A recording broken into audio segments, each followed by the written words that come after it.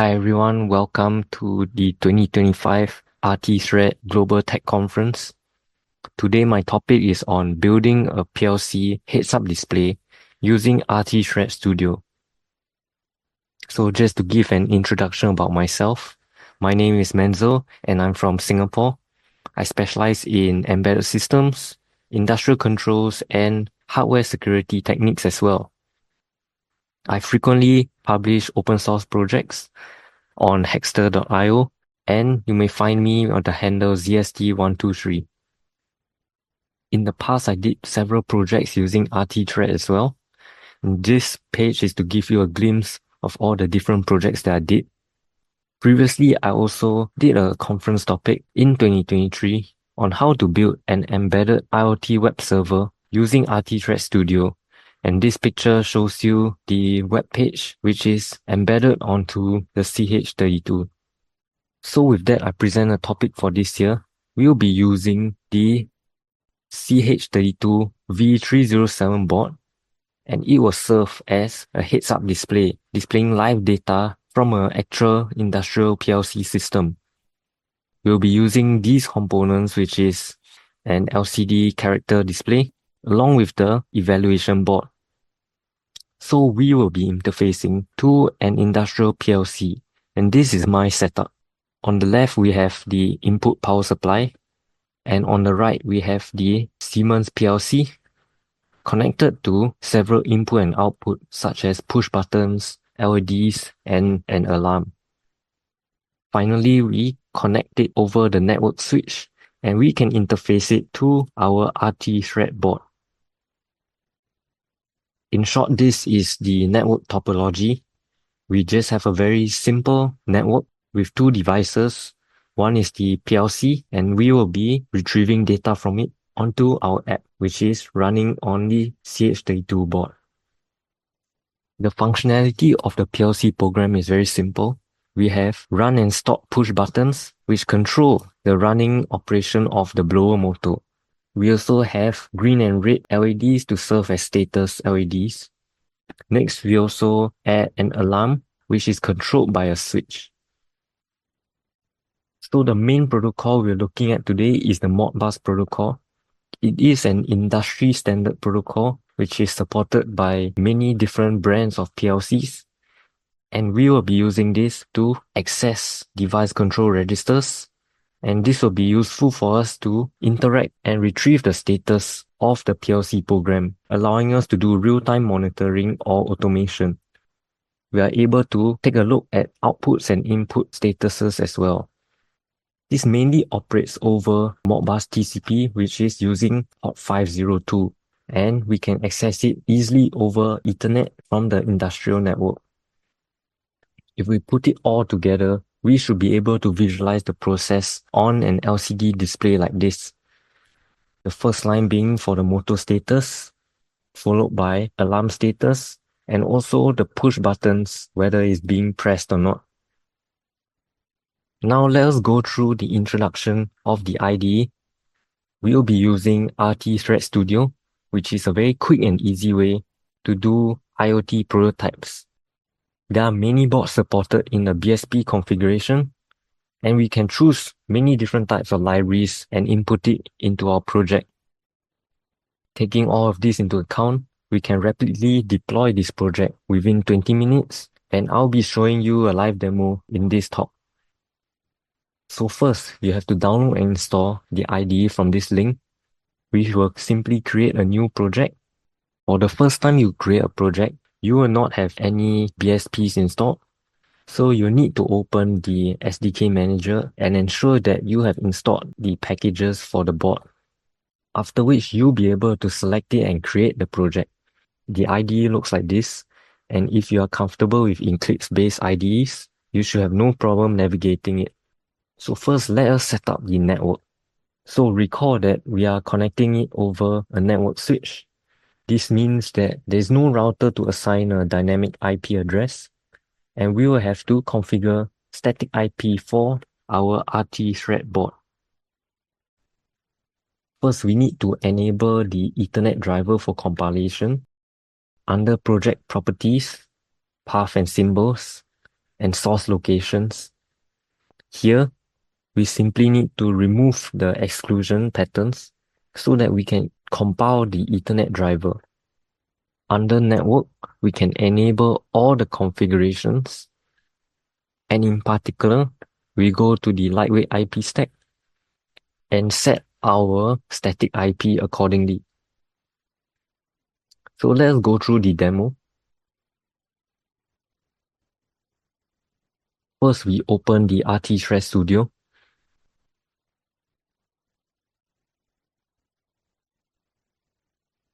Then we create a new RT project, give it a project name, and set the board accordingly.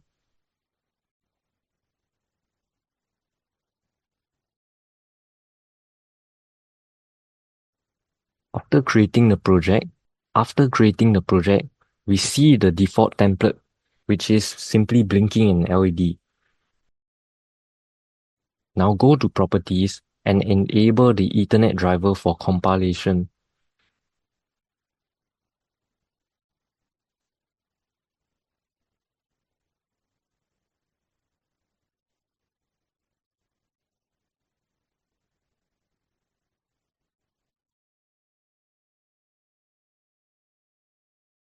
Now when we click on Build, we can verify that the Ethernet driver has been compiled successfully. Going into RT-Thread settings, we can then enable the relevant packages. Click on Expand for details. Under Hardware, find the Ethernet driver. And under Components, we can enable all the network configs.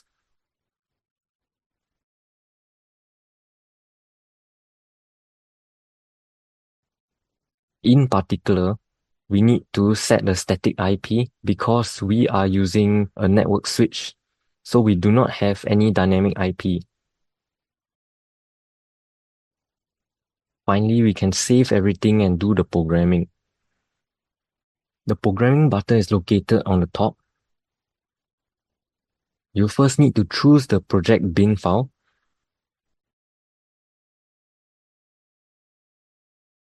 After which you click on Get to get the chip memory settings.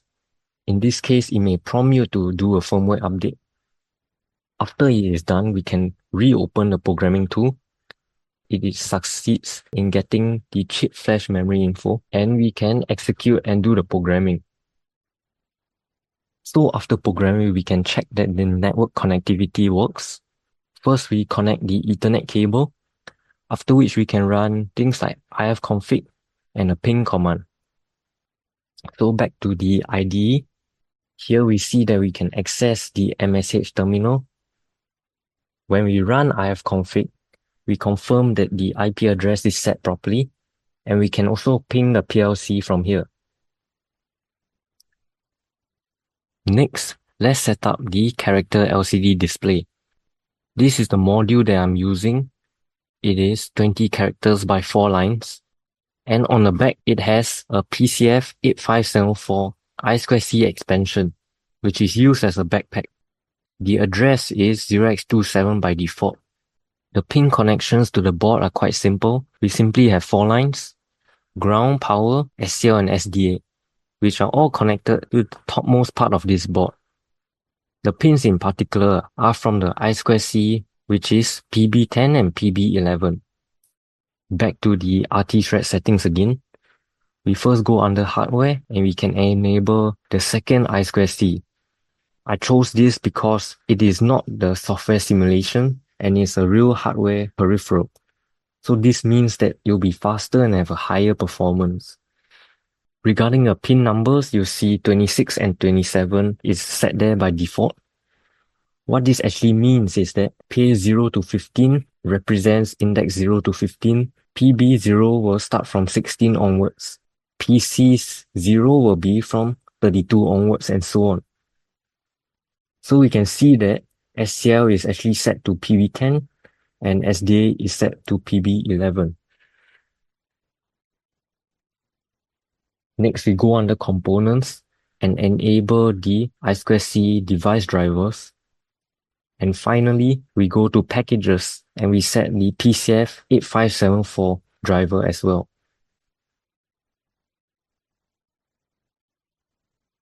Now that is done, we also need to remove the exclusion for the I2C driver. Under the source folder exclusion patterns again, we find the I2C bit ops and remove this exclusion. I have prepared an example code for you. We should be able to get hello world on all 4 lines of the display.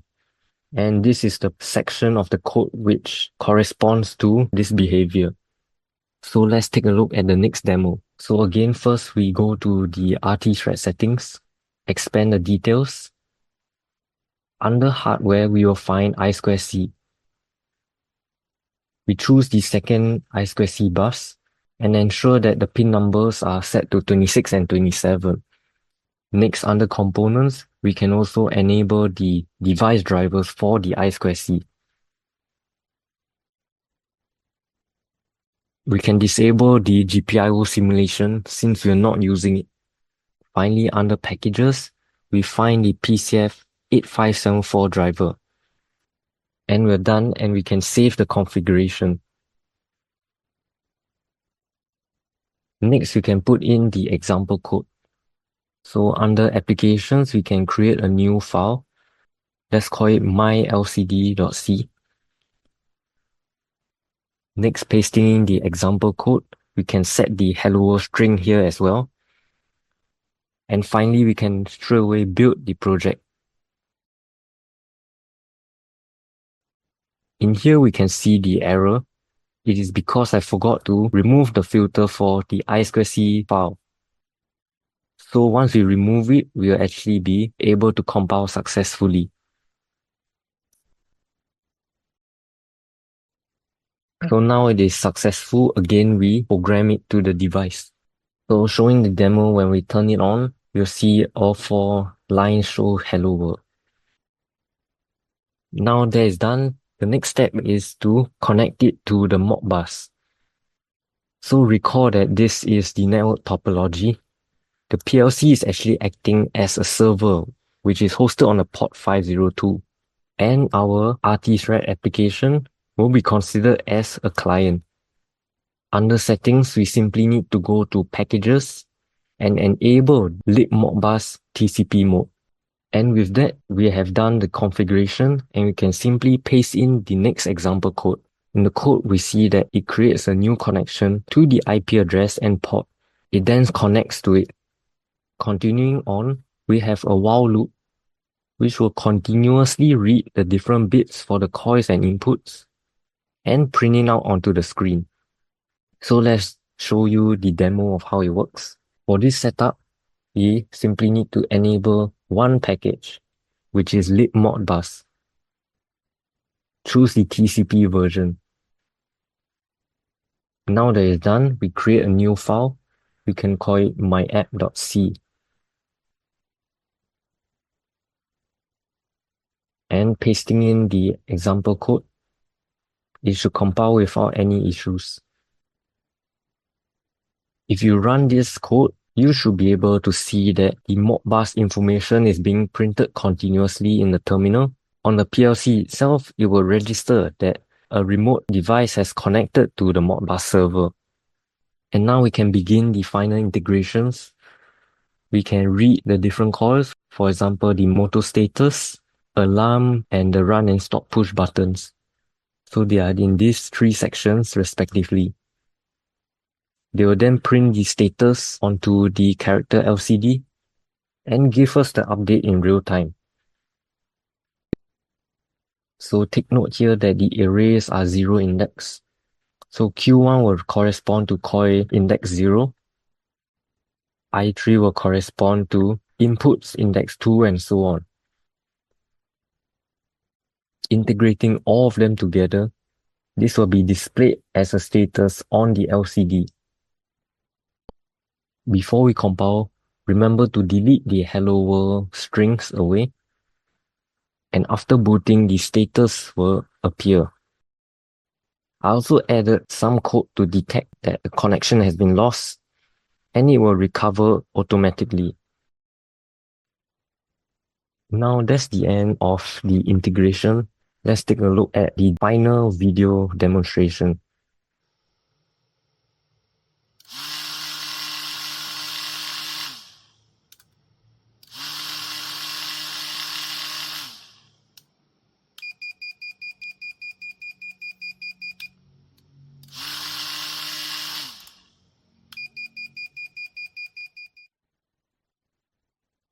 So as you can see, the statuses are being updated live as we toggle the different processes in the PLC program. Thank you everyone for listening, and this brings me to the end of the presentation. The RT-Thread environment has made it very simple and quick to deploy such a complex application using just a few minutes and a few lines of code. I've uploaded all my code and slides onto my GitHub page, and feel free to download and continue this experiment at home. If you have any questions, you may find me on these social platforms, for example, Hackster, my GitHub page, and on LinkedIn as well. I hope you enjoyed this session, and do let me know your feedback, and I hope to see you in the next conference next year.